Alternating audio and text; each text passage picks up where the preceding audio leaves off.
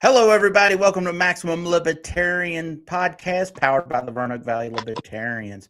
I'm joined today by Dean, our secretary, and the congressional nominee for the 7th Congressional District, Taner Lopez. How are you doing today, sir? You're muted, I believe. That's right. Yeah, I was muted. Yeah, Yeah. thanks for having me, Brian. I'm good. Happy weekend. Happy Friday. Oh, yeah. It's going to be Absolutely. wonderful. So let's just get to it. Tell us a little bit about yourself. Um, well, I always wanted to be in politics. It was a passion. I got involved by just going to rallies and just supporting the candidates. I believed they would do something good for our country. I always was passionate about talking about topics that could fix our problems. And one day I decided to go for it by myself because I saw that nothing is being changed. Mm-hmm. We've been all triggered. It's all lies. And what people just say what we want to hear, but actually don't do it. So someone needs someone needs to give a step towards forward, and I said, okay, I'm going to do whatever I can as a citizen, as a person who really cares about people that is surrounding me, this country, and myself and my future. So um, that is what I how I got involved in politics. I have a background in subject matter expertise in certain regions in the world, as well as I have a, PhD in theology, world religions, and cultures. Because I'm coming from a multicultural background, Okay. although I'm a U.S. patriot. So I've dedicated my professional career to this, and now maybe this would be the next step. Was there one certain thing that finally was the tipping point for you? The tipping point is um, confessing is that I supported this current administration because I believed President Trump and the Republican Party would fix all our problems, especially when he said, I'm going to pull the US from the wars. We're going to be a peace dealers instead of creating wars and engaging in regional conflicts in the Middle East, in Africa, in every area that we have bases and all that things. And I said, okay, this is what we need. We need our money in the US. We don't need to invest in other countries. Our people needs investment, or all the taxes that the government is collecting from us will finally go and be put on our people. And what happened the very first day, it was bombing another country Yep. in the name of another country, which is not our country, which is not our interest. So I said no. Again, I made a mistake. I have been and I have been embarrassed, even though before this uh, the past elections, I put a lot of things on my social media, Mm-hmm. on Facebook, supporting the current administration, telling, "Hey, we need this. Our country needs this. Please, vote this guy for this and for." And I convinced a lot of people. And I had a post on social media saying, "Guys, I am sorry. I feel so embarrassed." I literally have this post on my social media. I feel embarrassed to convince you that this person would do this, but actually he lied. I believed in him. That's the point. I said, okay, I need to do something for myself, because if I trust someone, then they become into power, they're not going to deliver what they said. Okay, so I need to be the person, so I cannot fail to people that really trust me. That's a smart move. I'm Dean, by the way. I'm newly elected secretary. I was sick during the convention. That's why I didn't make it there. I was the chair back in 2020. It's a big, long story how that happened. But actually, thank you for running. And it's a big step to step up and run. I ran for House of Delegates, so I know about running and taking accountability on things is always good. And stepping up to run because you felt that was like you're the only one can do it is a great thing, and I think it should be commended. And I'm proud that you are a candidate for us in the LPVA, because we need more passionate candidates, people that hold accountability to themselves and others, and in our organization. And we have a hard time getting votes, but I think you seem to have a very good connection to what's going on. What is your top 3 topics that you want to do when you get to Washington? Thank you for that. Yeah, my priorities. Well, I have a website. I list my priorities, as well as I gave a speech at the after my nomination, official nomination. My top priority above all of the priorities combined is our independence. Is I believe that unfortunately the United States of America is not an independent sovereign country. So that's and our to gaining back our independence, which is the slogan that I came with, and I searched for the Google if that word existed, and the AI said it doesn't exist, but it makes sense. It is re-independence. So that is my first priority. If we are not able to govern ourselves from who by the people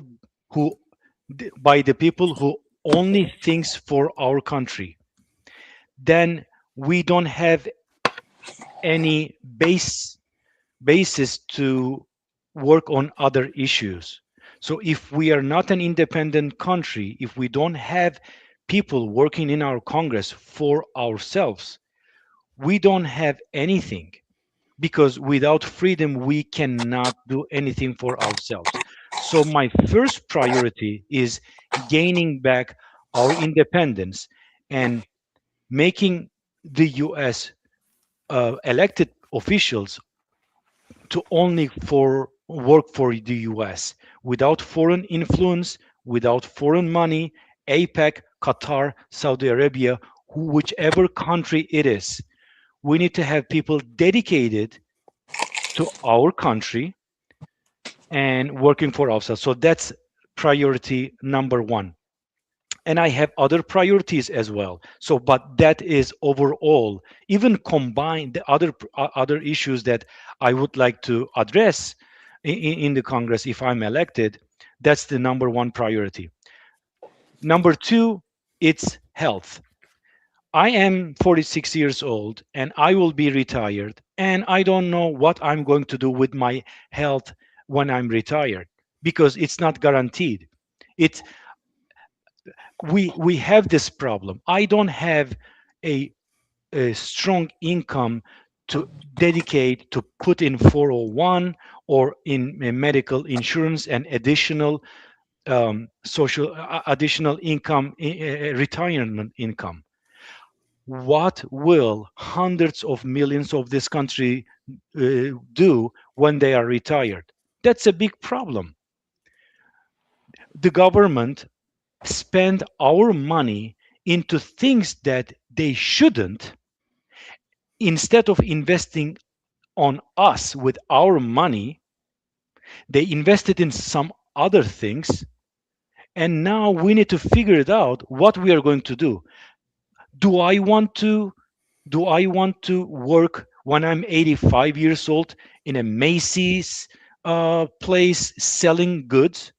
No, I don't want to do that.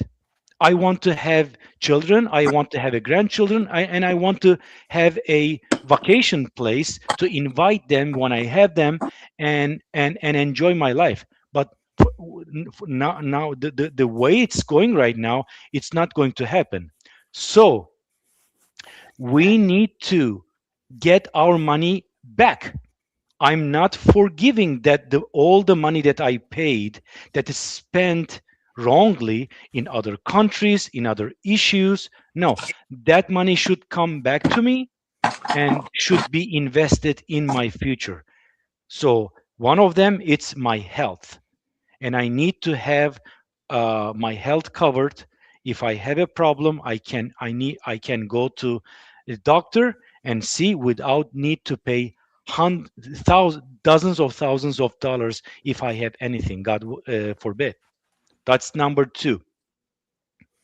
Number three, I am well. Number three, I can add a lot of things to number three.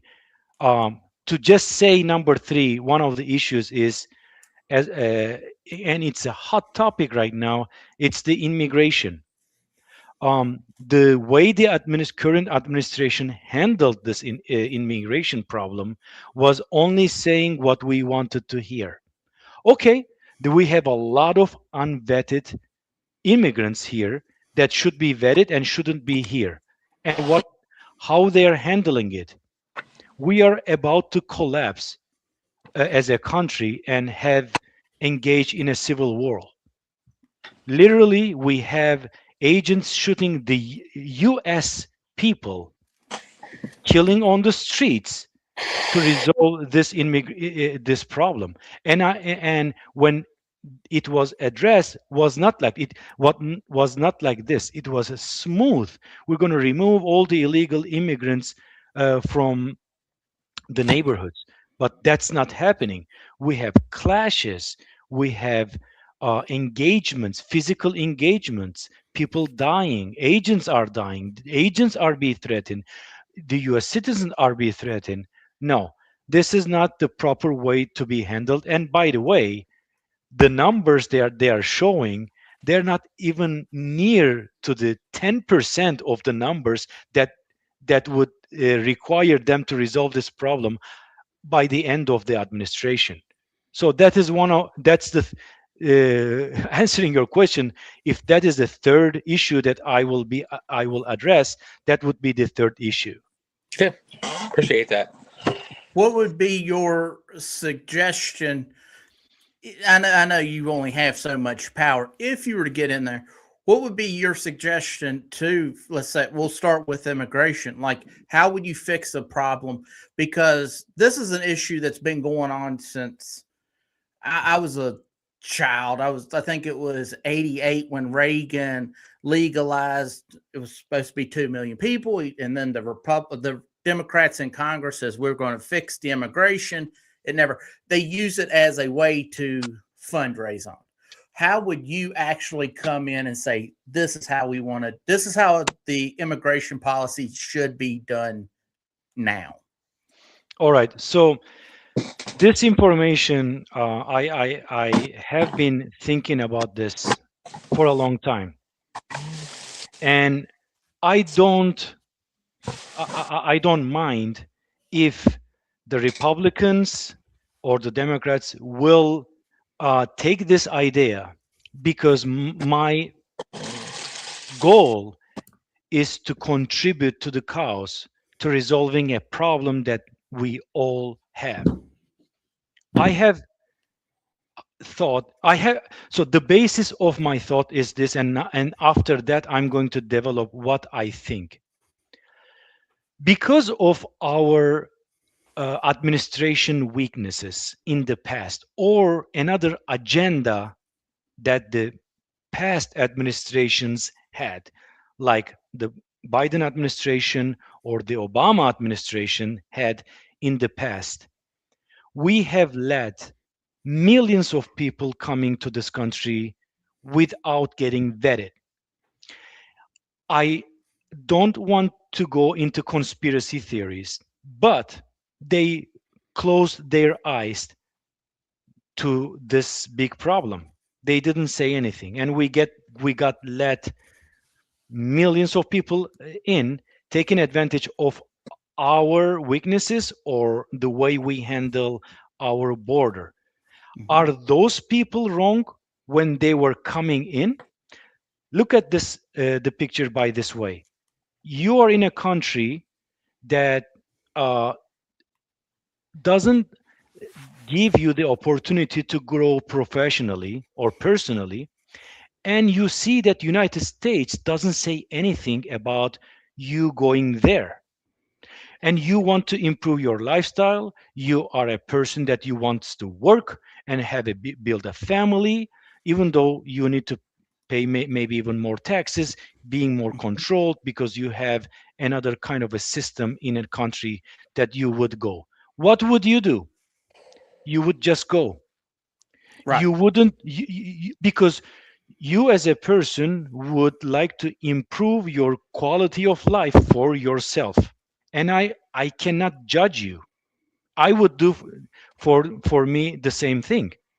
Mhm. So those people came in because of the weakness of our system, and they are now here. And now another administration comes and says, hey, you we will get you out. We are sorry, we made a mistake, but you will go out. It doesn't work that way. The people are already here. You let them here, and you unfortunately you need to pay the consequences. But at the same time, what happens, me as a US citizen, how does what will I get benefit from this by allowing this happening? I've been paying taxes for all my entire life. I've been paying taxes. I follow the rules. Because of my taxes, our government built the infrastructure, the schools, the roads, the uh, any other social benefits that because of my taxes was built. Why? So if a person that did not contribute to this come into this country is stealing my taxes, my hard work, and my years of dedication. So I need to be compensated if someone else wants to come and take advantage of the system. So with this two mentality, one of them, I would say, the democratic mentality, which let them in, and one of them is kick them out. That's not going to work. That's why I'm libertarian. How can we combine these two things? How could I resolve? And this is an open message to any person. March 20, 2026.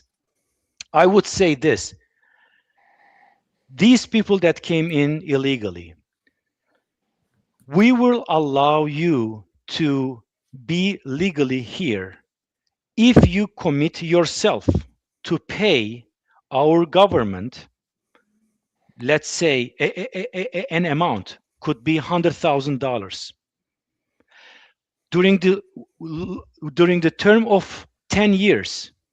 You're going to make your payments during this 10 years. We're going to allow you to give this money during 10 years. You're going to pay back.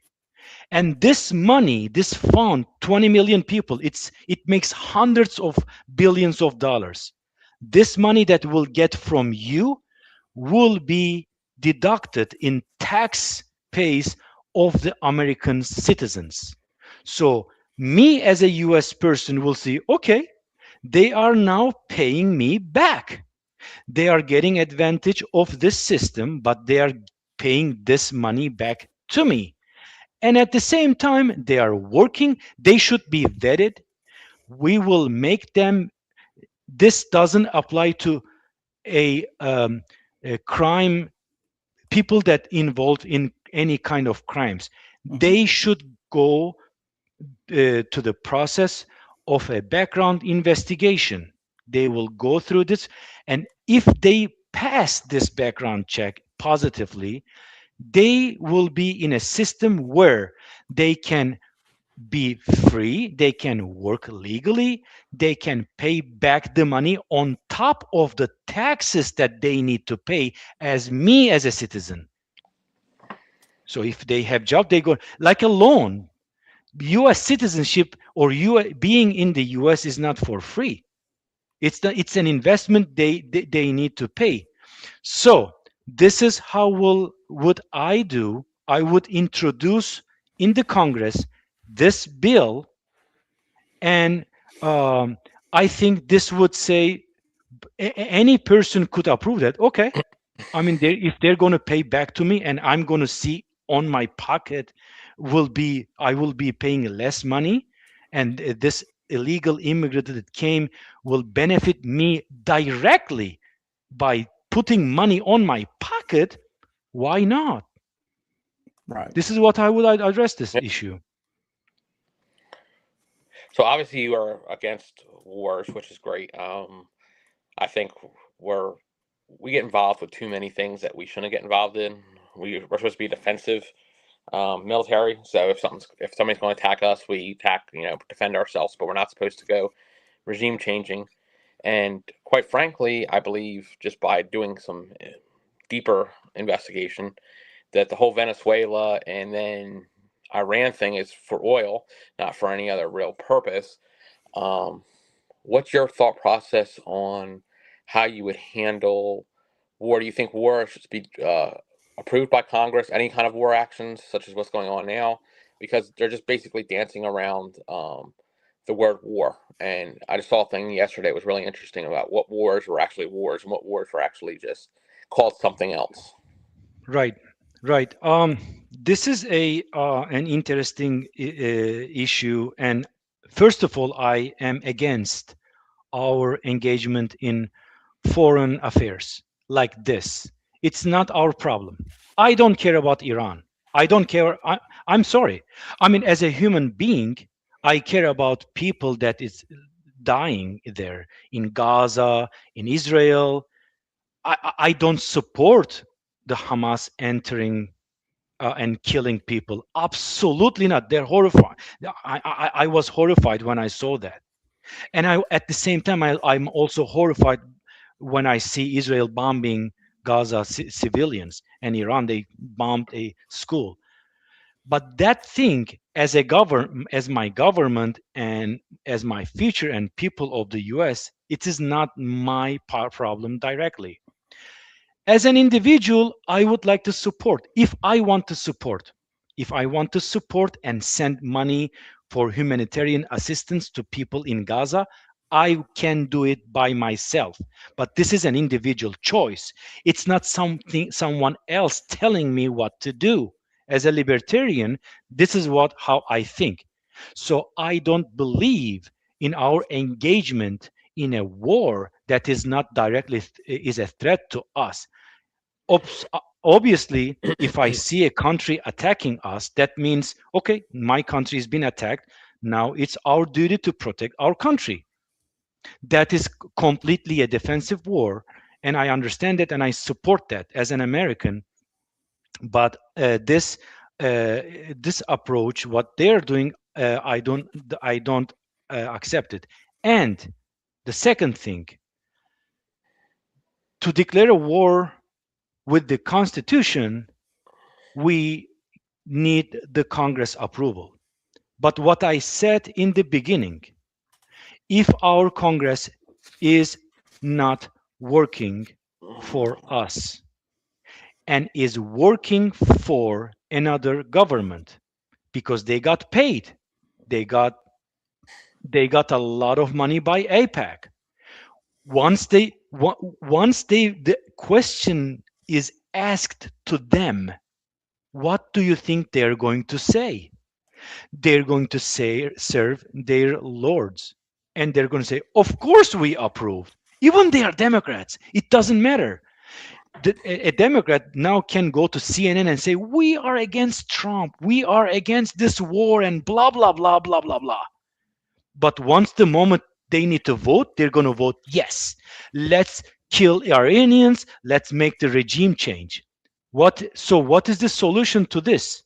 In my opinion, we, in my opinion, need an amendment to the Constitution that is any declaration of war should be consulted to the US people. We need a referendum in this country and ask to the US people directly if they want to engage into this war, if they want to send their children to this war or not. So that I think maybe it will sound radical, but I firmly believe that we need an amendment to our constitution, and any declaration of war should be consulted to our citizens directly. That one would be a really hard constitutional, because I get what you're saying there, but that would definitely be a uphill battle to push through to make a constitution amendment. I know. When it comes to, let's see, trying to think, foreign policy is definitely was my big issue that brought me to the Libertarian Party. Would you end all foreign aid? Because I know you were talking about don't serve the masters, and we're getting money from people. What's your thought on foreign aid? I shouldn't say just end all foreign aid. What's your thought on foreign aid? Because a lot of our regime change causes the issue of the mass people coming to the United States, because we overthrow their elected leader, and then we make we install one of our favorite leaders, and now they're coming up here because they don't like who we put in. We cause the problem a lot of times. Immigration is very hard. It's a big, massive thing, because more people come over here legally than illegally, with by work visa, student visa, and then they just overstay. And, so in turn, it's a massive thing to deal with. But when it goes back to foreign policy, I'm just curious about the foreign aid. Where do you see about that? Yes. This is what I think about foreign aid. My mother is a Spaniard. She is a citizen of Spain. Mm-hmm. And she lived within after the Spanish Civil War, when Spain was really hurt bad, and it was a big poverty. And my mother said this to me. When she was a kid, she remembers having US brand milk and US brand some kind of food that could in a can that can be in the can for months. And it said this is some kind of US assistance or some kind of a thing.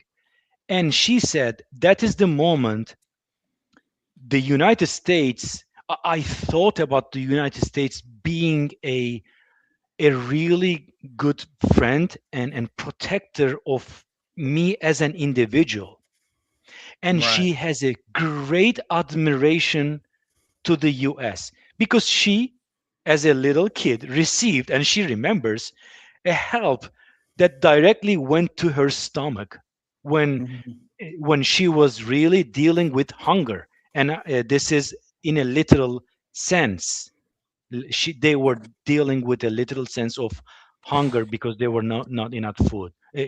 So, as a foreign aid, in my opinion, we can gain the hearts of people that we already destroyed by this past administrations.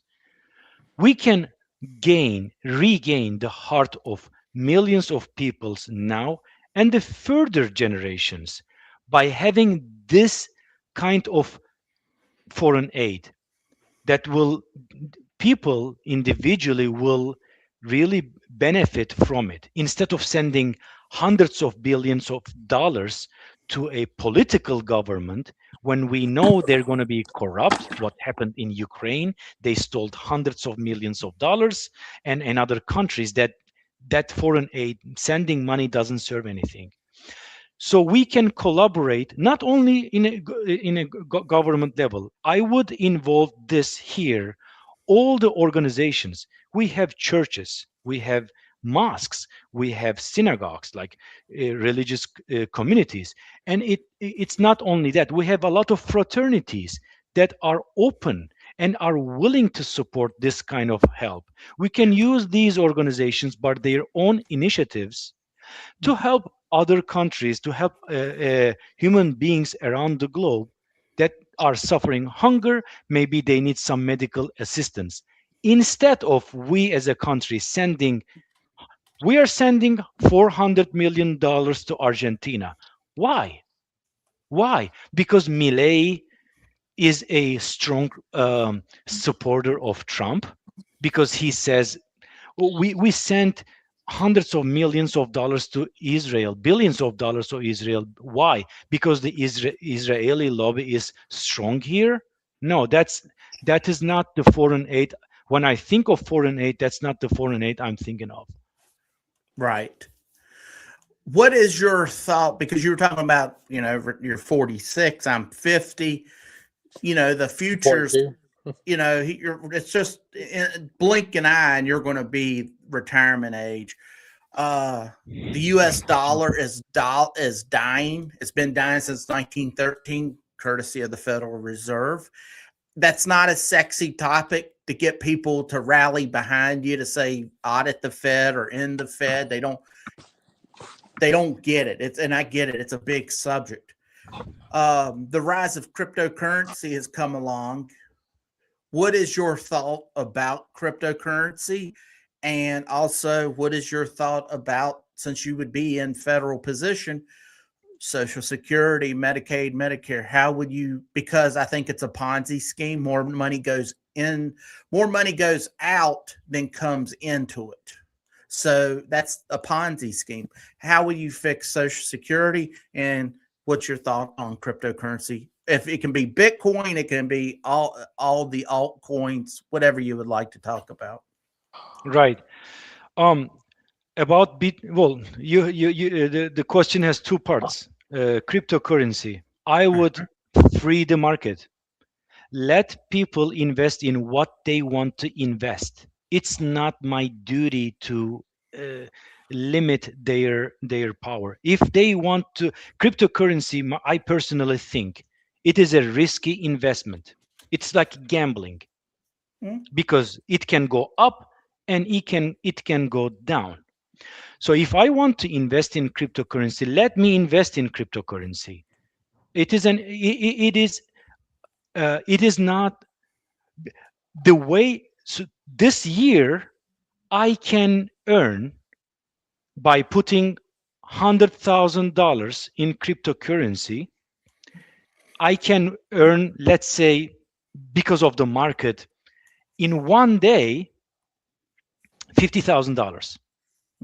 And tomorrow is the IRS. I need to declare my taxes. Okay, I declare 50,000, and the government takes all my 25% of that. But tomorrow, that goes down into $10,000. Now I lost $90,000. Will the government pay that money back to me? No. Yeah. So I lost my money, and I paid for something that is not even real in my pocket. So leave this out. This is not, you are already making me pay taxes when I purchase something. If I earn money on Bitcoin, let's say I earned $400,000 and I'm going to buy a property with that. Think to that money that I earned, that a person that put their money in Russia, in China, in Singapore, in Turkey, in Saudi Arabia, in Israel, whatever. That money, thanks to them, I earned that money.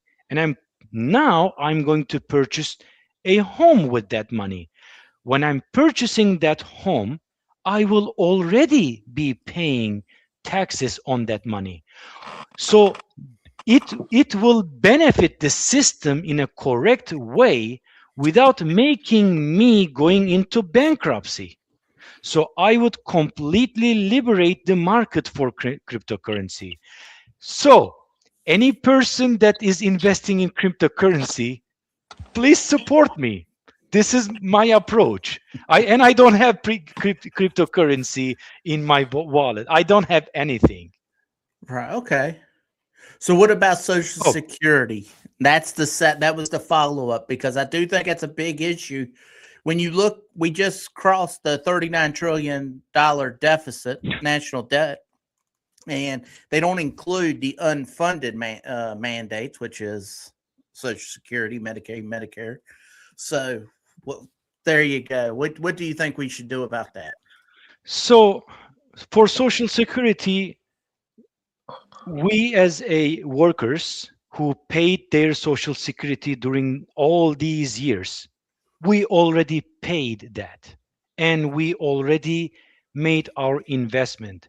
Obviously, if you say now Social Security doesn't exist anymore, okay, give my money back to me.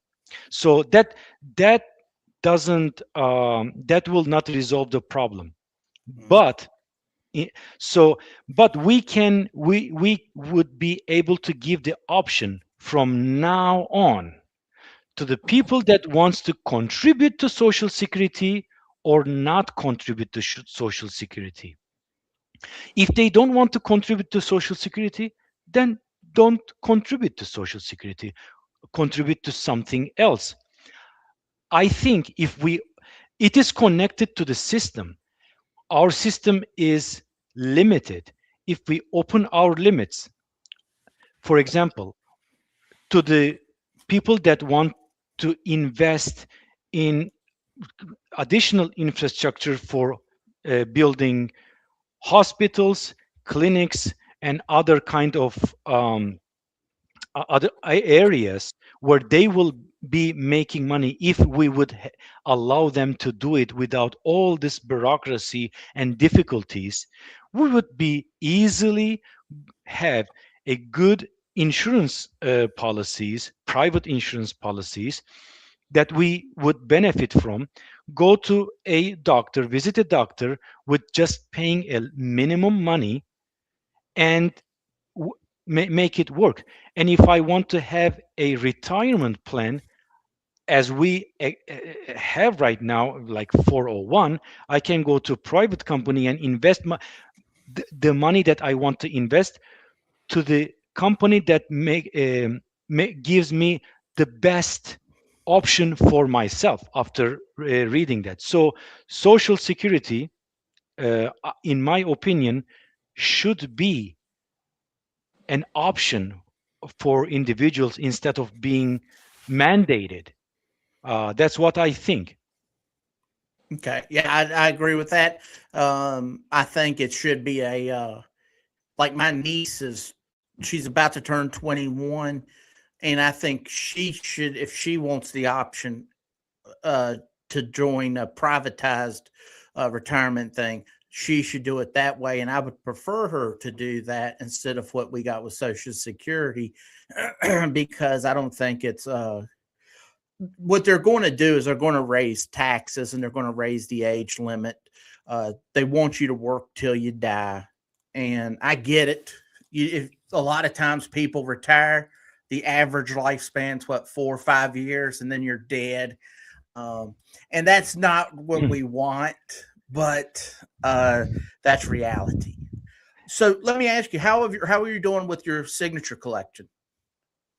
Well, I need to collect the signatures as well. I did not go directly because it was cold and people are not outside.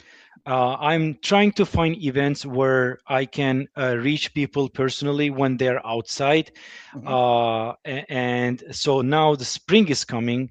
Right. Fingers crossed, the weather will be better. So we will be visiting sites.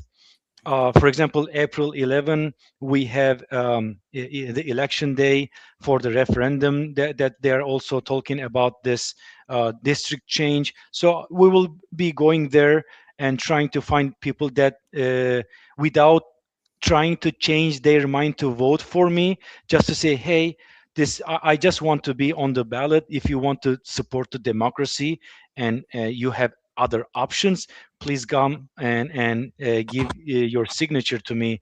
Okay. And any other person that wants to contribute to this, I am willing to send them an email with the form. They can sign and send it back to me. So yeah, uh, it will start soon. We're pretty confident that we're going to get the enough signatures me to be on the ballot. Okay. So You I have didn't know long. if you had the number. Okay, go ahead, Dean. Yeah, plus he has longer too because of this whole mess. They now give you a Right. little bit longer to collect the signature, so it shouldn't be as difficult as it normally would be if you were looking at a June deadline, because just from experience, a lot of people were like, "Well, it's a good idea to go to the polling station. They can, if as long as you follow their policies, you can get the signatures. It's a good idea, and you probably get a lot of signatures that day. And if you have people to help you out that day, get to different places to help you, that's important too." Um, Right. Back where you were saying, Brian. So in your district, the last time a libertarian ran was in 2018. It was Joe Walton. He got 4,216 votes. This is coming from Wikipedia. Since then, it's just been a Democrat Republican battle at the polls. Democrats have been winning the past 3 elections, I believe it says. Well, since 2020. Well, no, it'd be 2018. So, do you have like a plan to try to do better? What do you have like a plan to get the message out? Besides, obviously, you're going to be going out there and talking to the public, things of that nature. Do you have like media campaign planned? Anything special? Not without telling any secrets, I guess. Yeah, not my strategies, Right. but yeah. So we have a big public discontent Mm-hmm. about what's going on, and we are going to focus on those issues. These two parties are just telling you what you want to hear. If you are a Democrat, they're going to tell you what you want to hear. If you're a Republican, they want to tell you what you want to hear only. And then they're going to do what they want to do. So, Democrats, di- does did these Democrats do anything good for you in the past? Let's go through those issues, and I will address those issues. No, they didn't. Republican, well, it's hard to remember Republican winning in district, and now it's going to be really difficult with the new proposal because they are trying to unite this Alexandria area to the District 7. They want to make it completely blue Yeah. with the numbers. And to Republicans, will just say, guys, your vote is a waste. You are voting to a candidate that would not win in your districts. So we as a libertarians think about you much more than Republicans, and we are not lying. We are not working for our other lords. Our only goal is you to have your privacy, you have your more money, less taxes for you, and a real investment from the government to you. So let's don't waste your vote and vote libertarian. And to the Democrats is saying, unfortunately, you have been lied all the time. They use you as a minority, and they will continue use making you feel that you're minority and you are going to be represented by these people. No, you are not going to be represented by these people. If you're Hispanic, you will not have more voice. If you are a black person, your community will not get any benefit from these people. But we actually want to hear you personally. We want to hear your community and work with us so we can really provide solution to your problems locally, because we are libertarians. We believe in local solutions instead of someone else trying to put their agenda on the top to your local problems. So we want to work with you guys locally. So this will be our message here. This is our message here. And Mhm. I hope it works. We just need to be able to spread our word outside. And it requires money, because every single ad costs money. Every single um, flyer that I will be printing and sending by email is requires money. So whatever I can, with the all the help that I will get from other people, will try to spread our message as Okay. much as possible. Do you have a question, Dean? No, I was actually really compelled now. I have more of a suggestion. Make sure when you are getting those signs and those flyers that they have the wording authorized and paid for by, because if you don't, you're looking at $1,000 fine each time. And Democrats and Republicans love to find anything they can do to nitpick you if you make a mistake, and they will do anything they can do, even up to the law enforcement end of things, to make sure you just try to Thank you. disappear. So that's just a suggestion from previous stuff that I've had to deal with. But so Good point. do you have a campaign manager? Do you have a team that you're working with to get out there? Do you have someone that it's really important to have a treasurer. Do you have all that stuff in place, or? I have a treasurer. I don't have a campaign manager. I have a good mentor, but I definitely need a team. So any volunteers that would like to participate in this, whatever with what they can, helping me on social media, knocking doors, making phone calls, uh, and any person who believes in libertarian ideals and who wants to really invest in our party, because I do believe the future of the United States is the Libertarian Party. I don't have any single doubt of it. The time is coming, and it's going to be very soon, because people want to start to see how the corrupt is the system. So Libertarian Party is a solution. So this is an opportunity to any person who sees this and wants to make an investment for themselves, because they're going to have a big portion of this in the future, an investment for their own country, because our country needs our message. Our country needs our leadership.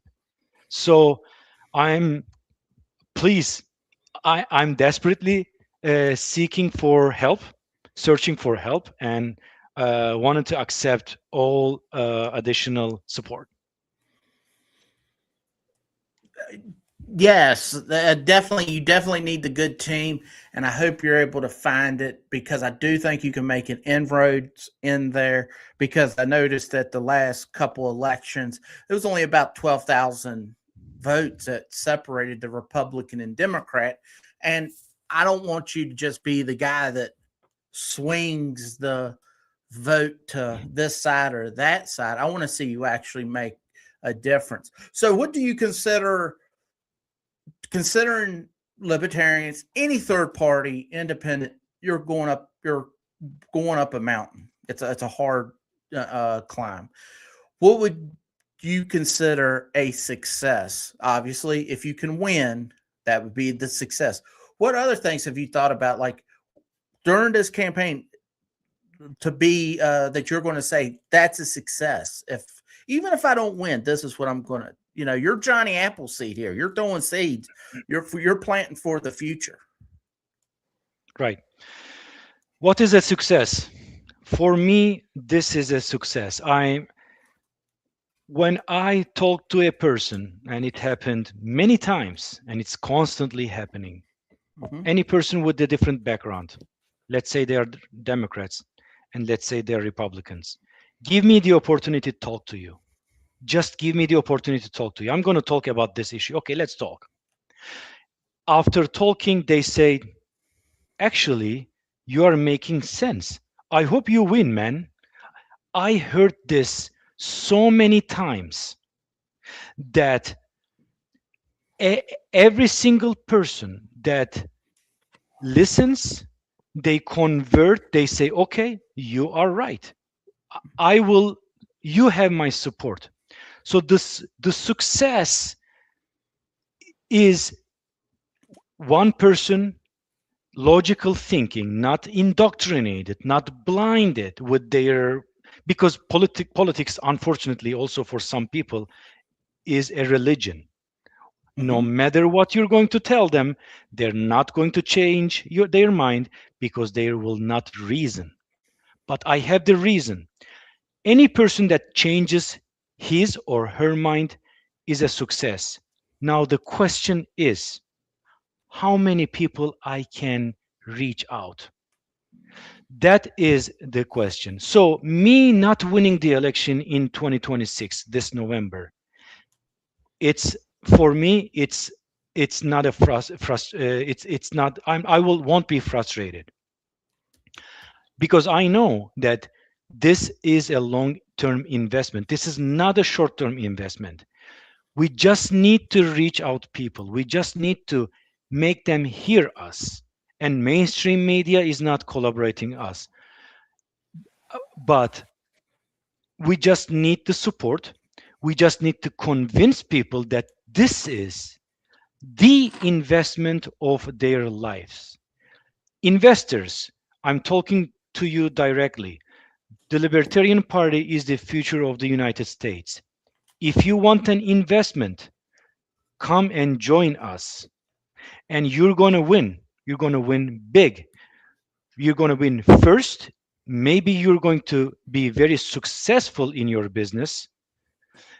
Two, and the real win is you're going to contribute to your country and to your future. And people will, when they will pray for our country, they will pray for you, for your soul as well. So yeah, that is a success for me. Okay. Do you have any questions, Dean? You look like you might. No, I like what he said there. You know, success. I looked at what I thought was success too, was the amount of people I could convert or get the message out to spread the party's message is always a success, because the more members we can get, the more people we can get to convert more people, and then eventually build our party back up and win in elections, local and then bigger than that. So I think your message there is 100% great, just for someone that has ran before. And I didn't see, you know, I know I had a better shot if we didn't have, we used to have just a Republican running the district. They decided to run a Democrat that year.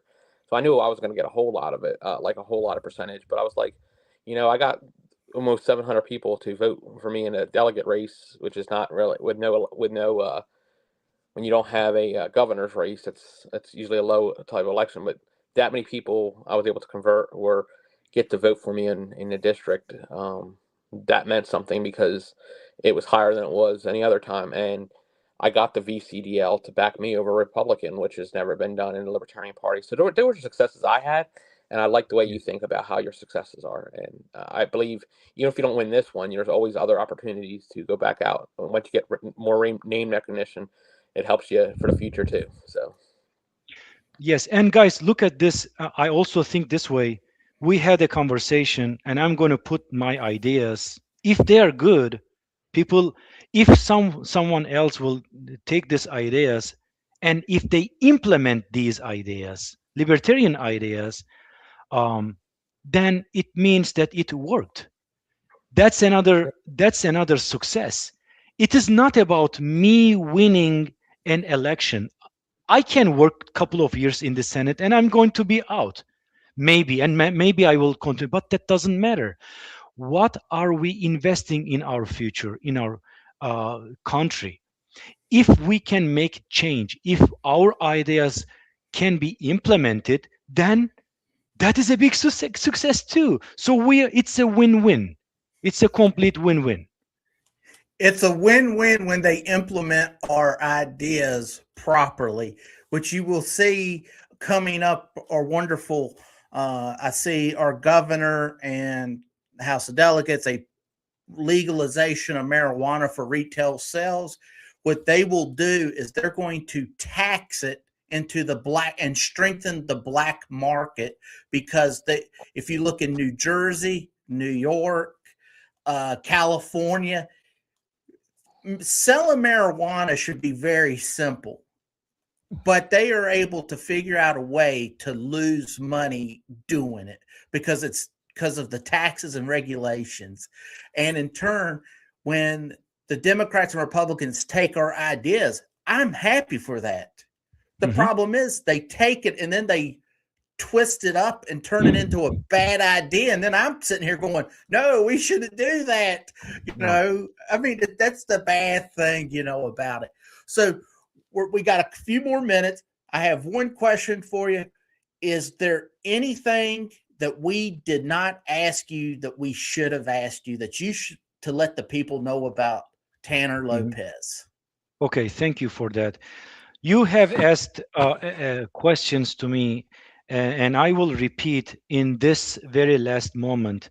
I'm going back to my main idea, my main core belief that made me to run in this race. I believe, unfortunately, and as you can see here, this is what I feel.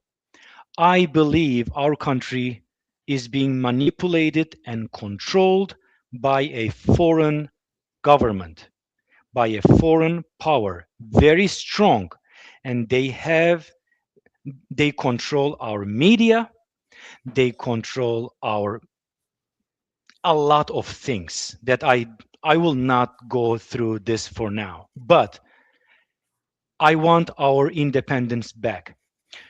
We need to gain back our independence as an Americans, and we need to start from scratch. This doesn't need to be anything violent. This is completely peaceful, saying we only want Americans working for Americans only, not America first, because America first can mean Israel second, Ukraine third, Saudi Arabia first, Qatar fifth. No, there is no second, third, fourth, fifth. America first. That means re-independence. So that is my strong message. First, let's kick out all the foreign influence and private corporate interest in our Congress that make them decide for themselves and not for us.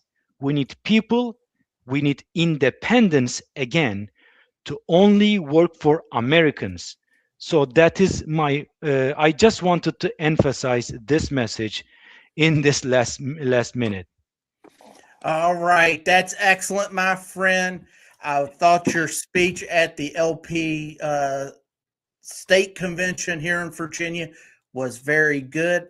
You excited me with your foreign policy. That's what I want to hear, is people that are, I don't want to be going around the world fist fighting the countries and telling them that we're number one. I want to prove it by strengthening our communities, our dollar, and all of that good stuff here. So thank you so much for coming on and speaking with me and Dean. And I wish you the best success here, getting the signatures. And then, once the time comes, all ahead, full speed. So thank you so much for coming on, ladies and gentlemen. That was Taner Lopez, the 7th Congressional District nominee for Congress. I thank you for being on here. He's the future. All right. Thank you, Dean. Thank you, Brian. Thank you, Dean. Thank you for having me. We will see you later. Goodbye. God willing.